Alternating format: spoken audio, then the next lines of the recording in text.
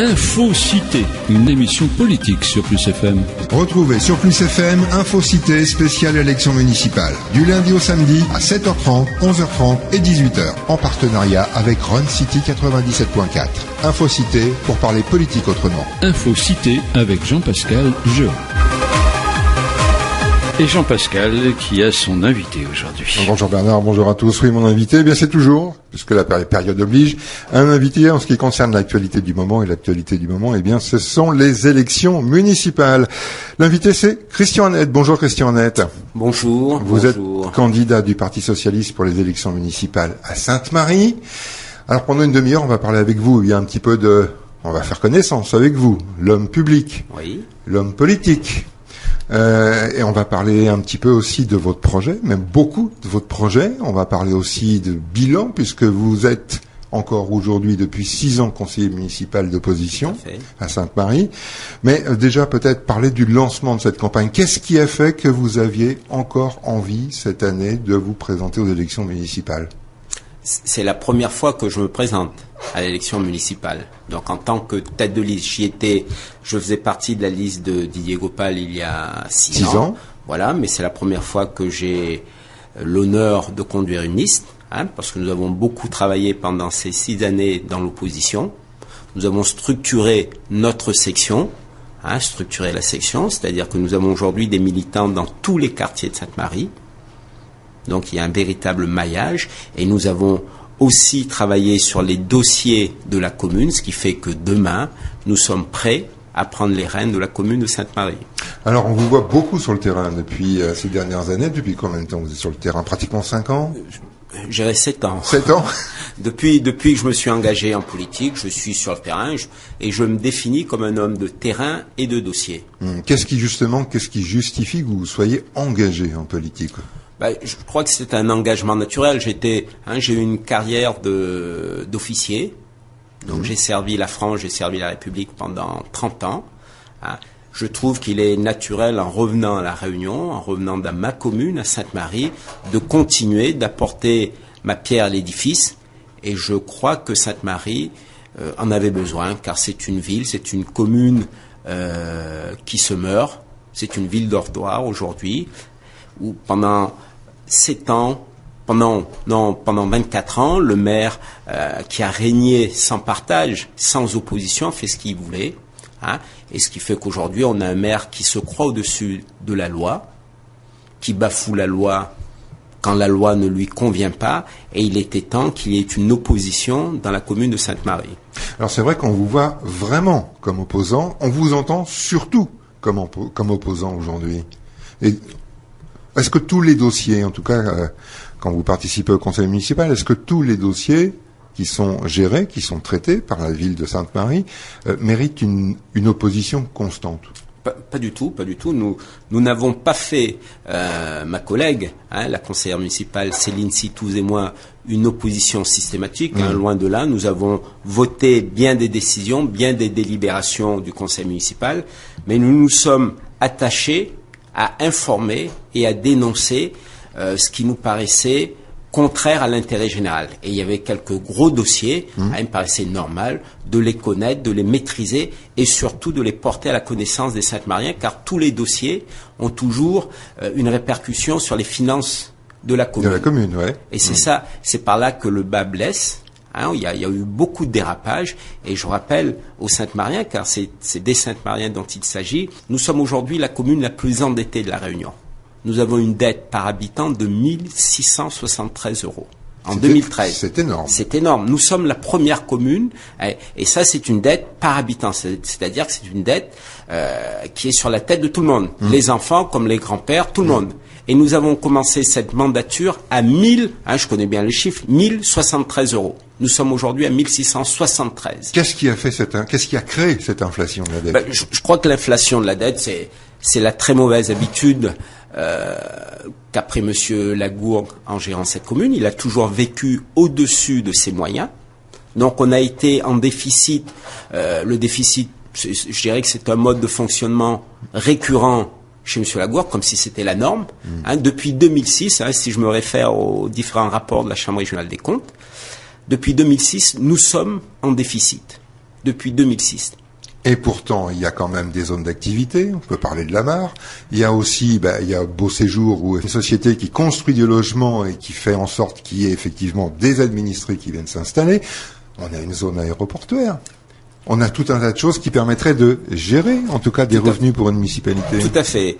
La commune de Sainte-Marie ne souffre pas du manque de recettes. Nous avons suffisamment de recettes, des recettes fiscales de l'ordre de 11 millions d'euros. Idem pour l'octroi de mer, la dotation de l'État qui doit s'élever à 7 millions d'euros. Donc nous avons suffisamment de recettes. Mais M. Lagourgue a du mal à gérer les dépenses. Il ne sait pas faire. Il ne sait pas gérer. Donc il ouvre les vannes car il ne s'agit pas de son argent. Lui paye pas d'impôts à Sainte-Marie, il a toujours payé des impôts à Saint-Denis, donc il peut creuser la dette. Il ne participe pas au redressement de la dette. Et c'est cette mauvaise habitude, ces dérapages que nous avons dénoncés au cours de toute cette mandature. Je donne quelques exemples et j'en fais pas loin s'en faut le bouc émissaire, mais son DGS perçoit par exemple une prime de 49 800 €. Est-ce que vous imaginez une prime annuelle? C'est le seul fonctionnaire de la Réunion, et j'irais même de toute la fonction publique d'État en France à toucher une telle prime. Ça, c'est un dérapage.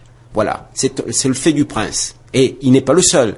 Les directeurs généraux adjoints perçoivent, eux, des primes de 22 000 €. Ça, c'est du gaspillage. C'est clair.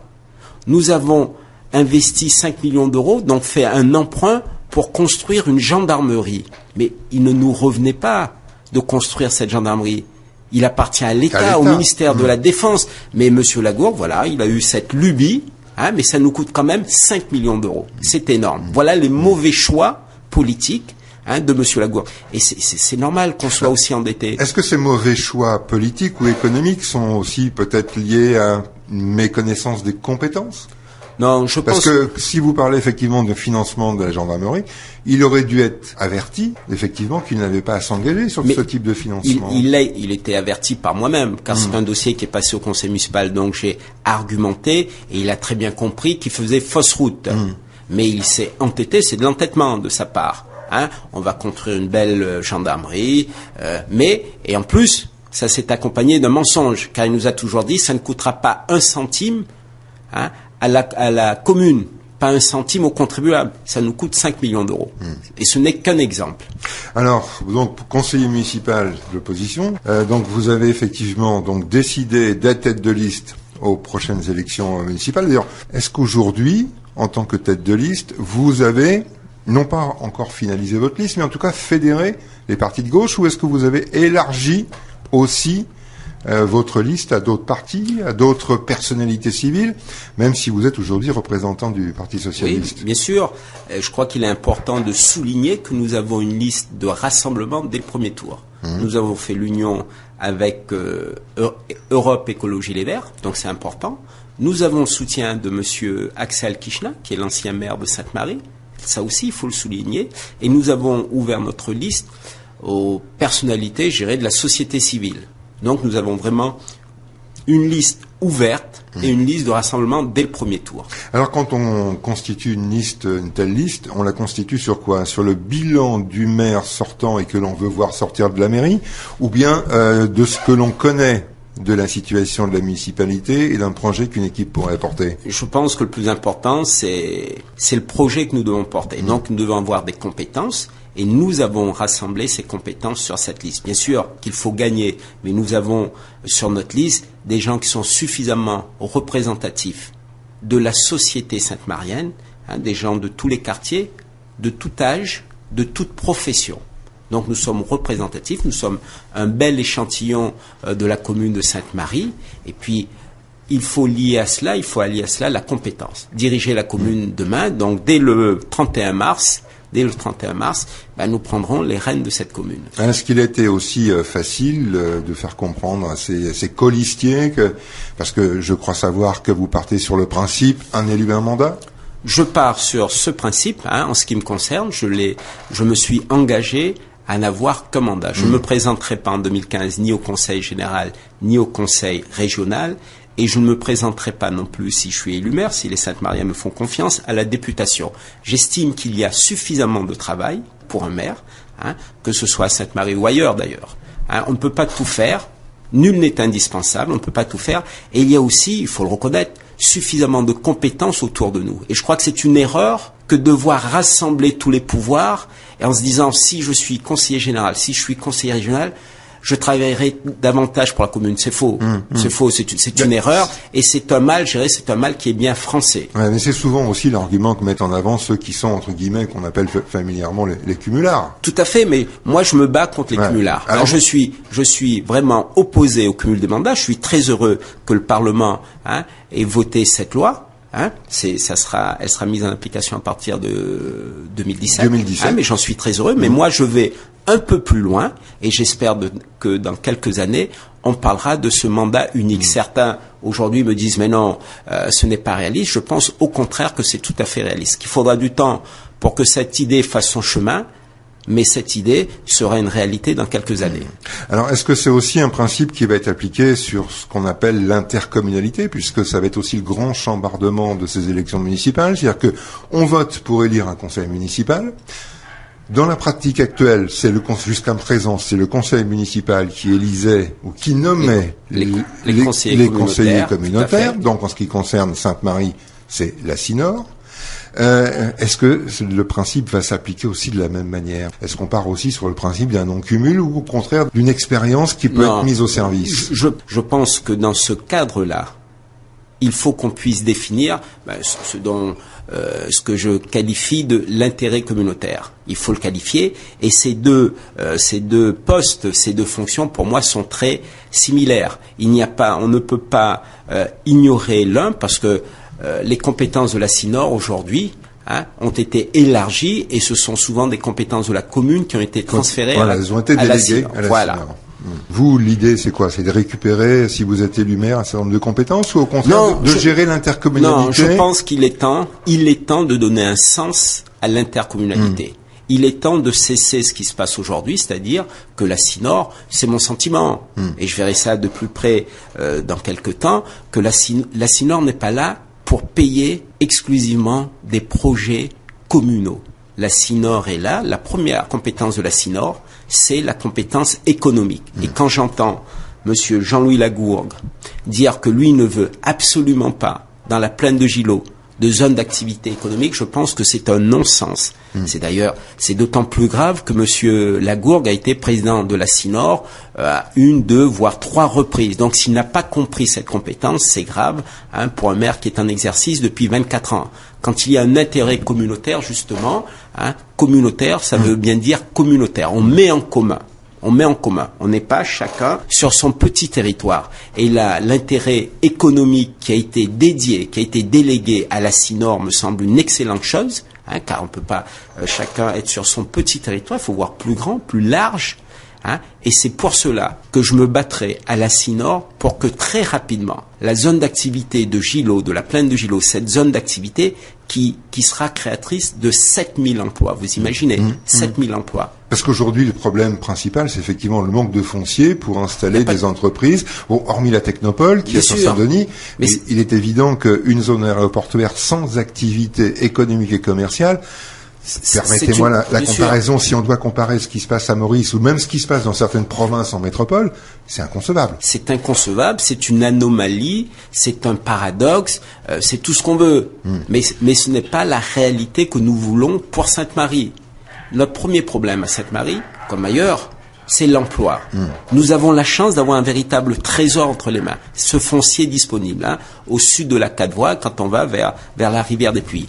D'ailleurs, je rappelle à tous les Sainte-Mariens, et puis à tous les habitants de notre bassin de vie, de la Sinor, qu'en 1995, le schéma d'aménagement régional prévoyait d'y implanter 98 hectares de zones d'activité. 20 ans après, rien n'a été fait et aucun emploi n'a été créé. Donc, je trouve ça assez irresponsable de la part de notre maire, qui a été président de la Sinor et qui n'a rien fait pour ça. Alors, il y a sans doute une raison à cela, il faudrait lui poser la question.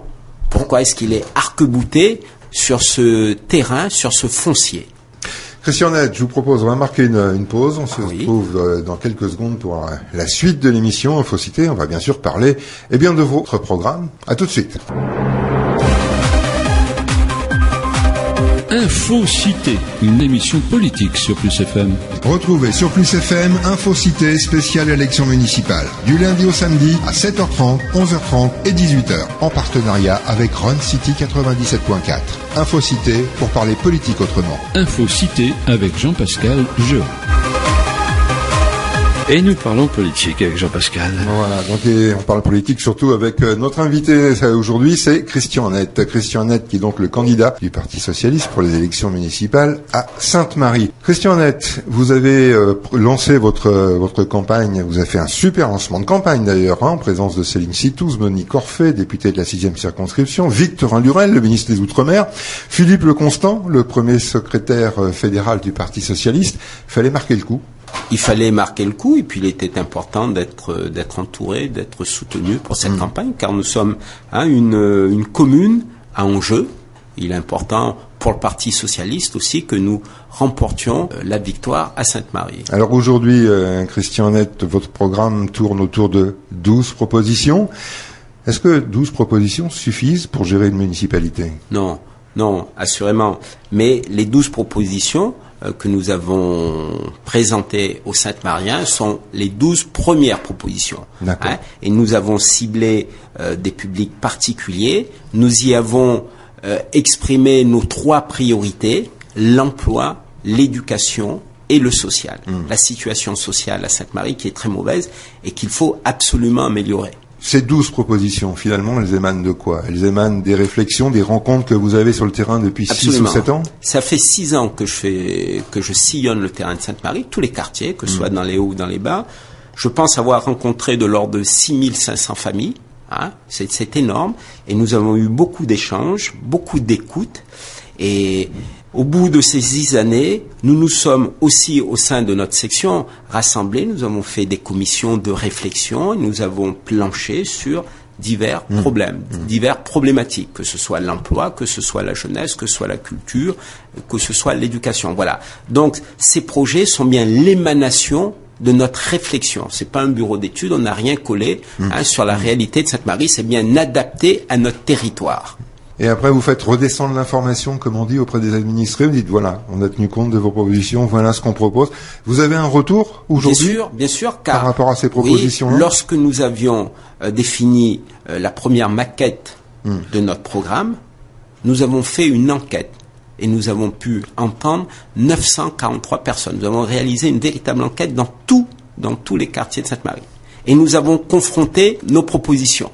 Nous en avons tiré les conclusions, puis nous avons rédigé notre programme final. Voilà la démarche. Donc je pense que c'est une démarche qui était à l'écoute des besoins et des attentes des Sainte-Mariens. Et aujourd'hui, la première préoccupation des administrés, c'est l'emploi. C'est l'emploi. Et c'est d'ailleurs assez paradoxal parce que bien sûr qu'à La Réunion, il y a un gros problème de chômage. Mais nous, à Sainte-Marie, quand on est aussi près, quand on est à proximité immédiate de l'aéroport, quand on a du foncier disponible, quand on a l'université, la technopole, quand on a la 4 voies, quand on a tous les centres de décision qui sont à Saint-Denis, que ce soit les centres de décision institutionnels, tous les services déconcentrés de l'État, les chambres consulaires, nous avons tout ça, mais nous n'avons pas de zone d'activité. Et c'est très grave. C'est un peu le problème de ce territoire, c'est que, à la fois coincé entre le chef-lieu et puis l'Est, la crainte, c'est que ce territoire devienne finalement qu'une zone de transit.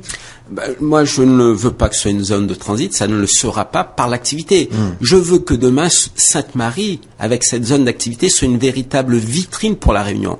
Cette plaine de Gillot sera notre pôle de croissance, pas de Sainte-Marie, pas de la Cinor, mais de la Réunion, car nous avons tous les atouts.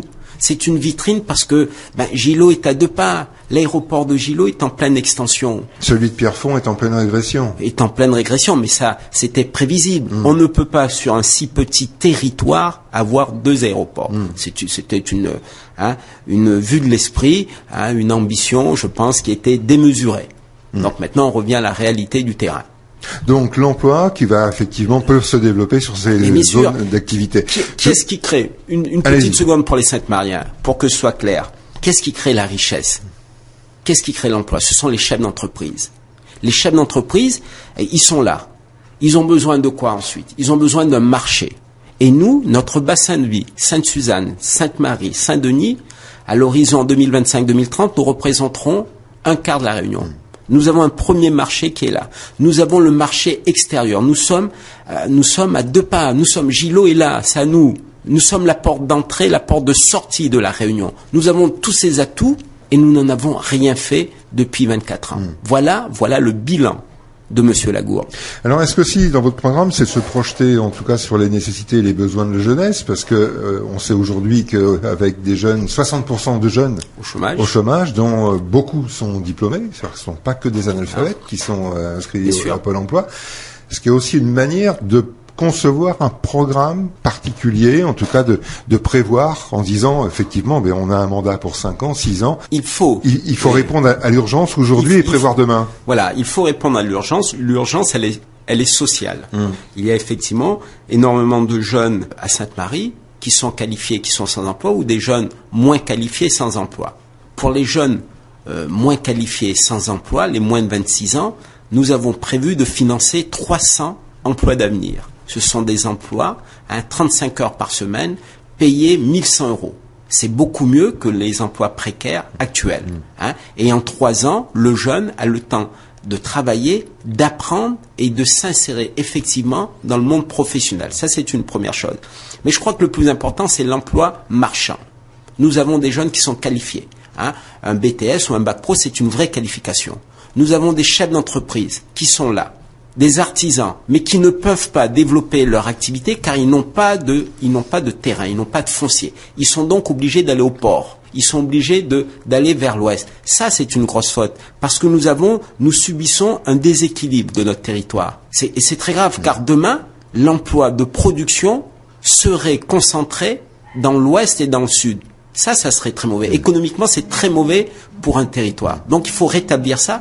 Et nous avons la chance d'avoir ce foncier, donc il faut en profiter. Il faut le valoriser. Mais il faut le valoriser dans l'intérêt de tous. Il ne s'agit pas d'en faire encore un lotissement. Car un lotissement, ça ne profite à peu de gens.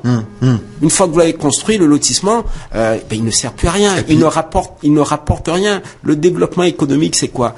C'est faire circuler l'argent. C'est ça le développement économique, qui est des activités. Le développement économique et l'activité, c'est aussi peut-être penser à Sainte-Marie comme aussi terre de ressources agricoles. C'est vrai qu'il y a eu beaucoup de constructions dans les Hauts-de-Sainte-Marie, beaucoup de lotissements, c'est ce que vous avez dit. Beaucoup trop. Et on se rappelle qu'il a failli y avoir des champs de canne qui disparaissent pour la construction d'une prison. Aujourd'hui, on a l'impression qu'effectivement, hormis les champs de canne, il y a peu ou pratiquement plus de production agricole sur le territoire de Sainte-Marie. C'est vrai, c'est là aussi, Sainte-Marie a été il y a 2 siècles une terre agricole particulièrement performante. Nous avions, à l'époque coloniale, nous étions le premier producteur de sucre. Nous produisions du sucre, du café, de la vanille, du girofle. Nous produisions de tout à Sainte-Marie. Et ça a été abandonné au profit de la monoculture du sucre. Maintenant, il faut être attentif. On ne sait pas ce qui sera décidé à Bruxelles dans les 3 ans qui viennent sur la subvention au sucre. Donc, il faut être vigilant, il faut attendre. Mais il ne faut pas seulement attendre, il faut anticiper. Il ne faut pas être catastrophiste, il faut anticiper. Nous avons de la terre, nous avons de la bonne terre, mais on ne peut pas faire que du maraîchage, on ne peut pas faire que du fruitier. Mais on peut mener les réflexions dès maintenant. La Réunion doit, à très court terme, être autosuffisant d'un point de vue alimentaire. Et on a la terre qu'il faut pour ça. Effectivement, il faut beaucoup moins de surface agricole pour cette activité. Mais il faut dès maintenant, il faut anticiper, il faut faire des recherches, il faut faire des essais, mais on ne peut pas attendre 2017 pour réagir. Bon, là, ça dépasse un peu la compétence du maire, mais c'est la responsabilité de tous les élus. L'agriculture est une compétence qui revient au Conseil général, donc il faut que le Conseil général, en liaison, bien sûr, à tout cela, et puis il faut anticiper, il faut prévenir. On ne va pas attendre 2017 et dire, l'Europe ne veut plus subventionner la canne, le sucre, qu'est-ce qu'on fait? Ça fait très longtemps qu'on aurait dû déjà mener cette réflexion. Et comment faire coexister justement un développement économique, rural, agricole avec on va le dire, le développement urbain, l'aménagement de la ville, en sachant qu'il y a peut-être une particularité sur Sainte-Marie, c'est qu'on a effectivement le centre-ville et des écarts comme par exemple la Rivière des Pluies, Beau Séjour, d'autres quartiers qui sont un petit peu isolé, on va dire. Abandonné ou isolé. Bon, la rivière des Pluies, j'habite la rivière des Pluies. Bon, je dirais que c'est pas un écart parce que la rivière des Pluies c'est un centre historique de Sainte-Marie. Mais ce que je constate, c'est que le centre-ville se meurt, et ça c'est grave. Il s'agissait pas de faire le renouvellement urbain. Hein, le plan de renouvellement urbain, c'est une chose, mais il s'agit pas de refaire la chaussée et mettre de banc. Il fallait donner de la vie à ce centre. Il fallait y créer des activités de proximité, des commerces de proximité, des services de proximité. Or, quel a été le choix de Monsieur Lagour? Il a été de laisser mourir le centre-ville au profit de l'espace commercial de Jumbo et au profit de Beau Séjour. Voilà. Mais Beau Séjour, je trouve moi que c'est un projet qui est surdimensionné. C'est une ville dans la ville, on a l'impression. Oui, mais une ville dans la ville. Encore faut-il que la grève prenne. Or, cette ville de Beau Séjour, c'est comme si on implantait Brapanon à Sainte-Marie, 18 000 habitants demain. C'est surdimensionné. C'est une grosse opération financière. Mais il appartenait au maire d'être vigilant. Il appartenait au maire. CBO, c'est une société privée. Elle est là immobilière. Oui, privée, elle est là pour mettre en valeur son patrimoine. Mais c'est normal, mais c'est au maire, c'est au pouvoir public de dire stop. On arrête, on fait quelque chose de plus harmonieux. Et puis c'est pas sans conséquence, Christian Net, quand par exemple on installe dans un quartier un nouveau quartier comme Beau Séjour, la caisse d'allocation familiale. On sait pertinemment qu'on va faire venir une population qui n'habite pas dans le lieu, et là ça crée aussi, ou ça peut créer des problèmes de circulation si on n'anticipe pas. Voilà, on s'interroge encore sur les raisons de l'installation de la CAF. Il y a peut-être une opportunité financière, immobilière, foncière peut-être. Alors aujourd'hui, j'entends Monsieur Lagour qui s'enorgueillit. La CAF est à Sainte-Marie, c'est bien, c'est super. Non, ça n'a pas de sens. Ça n'a pas de sens. Mais maintenant, ce qui me gêne le plus dans la ZAC Beau Séjour, ce n'est pas le fait d'avoir créé cette nouvelle ville. Je trouve primo qu'elle est de trop grande dimension, mais ce qui me gêne le plus, ce sont les conditions dans lesquelles cette opération s'est déroulée. Vous l'avez dénoncé à plusieurs reprises. Je l'ai dénoncé à plusieurs reprises, et puis je le dis, je le répète, que j'ai eu gain de cause au tribunal administratif. Car cette ZAC, quand même, c'est assez extraordinaire, 80 hectares qui a été accordé à CBO. Bon, CBO, derrière CBO, il y a Jacques de Châteauvieux. Ça a été accordé sans mise en concurrence. Est-ce que vous imaginez ce que ça signifie? Voilà le scandale. Et derrière ça ne s'arrête pas à ce niveau. Derrière ça, il y a de grosses affaires financières et il y a beaucoup de zones d'ombre. Bon, maintenant, il appartient à la justice de faire le point sur cette affaire, et la justice fera toute la clarté sur cette affaire. Christian Net, pour terminer cette émission, il nous reste 1 minute 30 à peu près. Allez, sur quelque chose on va se projeter dans l'avenir. On va déjà même anticiper le second tour. Vous êtes élu maire. Pour vous, quelles sont les qualités, le rôle du maire que vous voulez endosser? Alors, le maire doit d'abord être disponible et accessible. La population attend ça de son maire et c'est normal. Le maire est un homme de proximité. Il ne doit pas être s'enfermer, il ne doit pas être, comme c'est le cas aujourd'hui, totalement inaccessible. Ça, c'est la première chose. Puis, il y a une affaire de compétence. On n'est plus ces maires à l'ancienne. Tout s'est compliqué, tout s'est complexifié. Donc, il faut maîtriser la gestion des dossiers, il faut maîtriser les différents circuits, entre les communes, l'intercommunalité, les services de l'État, la région. Tout cela est très complexe, et pour faire aboutir un dossier, je pense qu'il faut avoir la maîtrise de tout cela. Mais le maire, je le répète, c'est l'élu de proximité, qui est là pour faire en sorte que les conditions de vie de ses concitoyens s'améliorent. C'est ça le rôle du maire. Ça veut dire aussi avoir des équipes compétentes, tant au niveau des élus qu'au niveau des administratifs. Bien sûr. Parce que l'un sont le relais des autres. Bien sûr, mais c'est le cas chez nous. C'est la liste que nous avons rassemblée. C'est une liste qui rassemble beaucoup de compétences. Merci Christian Net. Merci. Et puis, on va vous souhaiter une bonne campagne. Merci aux auditeurs. Merci à vous. Bonne journée, et bonne journée à tous à l'écoute de Plus FM. Au revoir et à bientôt.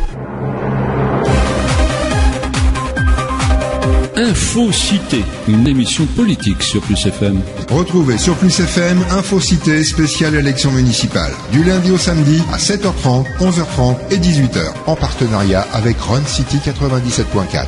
Info-Cité pour parler politique autrement. Info-Cité avec Jean-Pascal Jean.